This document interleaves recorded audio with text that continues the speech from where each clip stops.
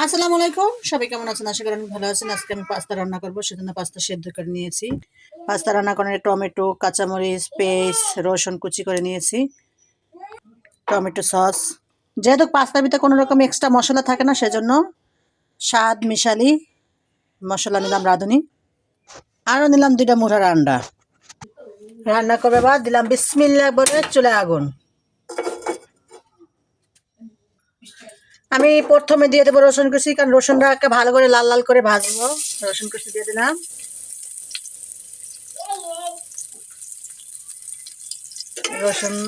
রসুনটা দিলে মানে আলাদা একটু লাগে, স্বাদ লাগে, গ্রানটা ভালো লাগে আমার তারে। আমি বেশি তেল ব্যবহার করব না, কম তেল দেবো, কারণ কম তেল খাওয়াটাই উত্তম। বর্তমানে তেল বেশি খেলে অনেক সমস্যা দেখা যায়, নানান রকমের সমস্যা দেখা যায় শরীরে। এই পর্যায়ে আমি সবগুলো দিয়ে দেবো।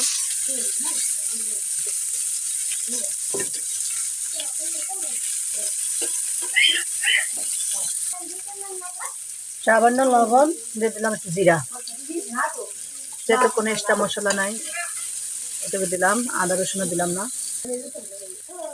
এ পর্যায়ে দিয়ে দেব একটা ডিম।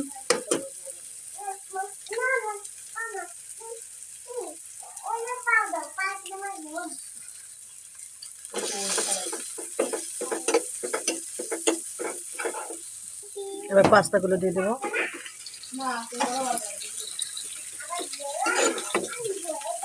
পড়ে গেল লাগতে লাগতে। এবার দিয়ে দেব টমেটো সস।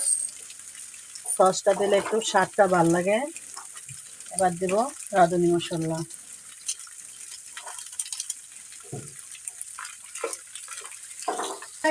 রান্না শেষ, এবার তুলে ফেলবো। রে, গরম গরম ধোয়া পাস্তা, সকালবেলা নাস্তা, শীতকালে। বিসমিল্লাহ। একটু ঝাল হয়েছে, তবে অসম্ভব মজা হয়েছে।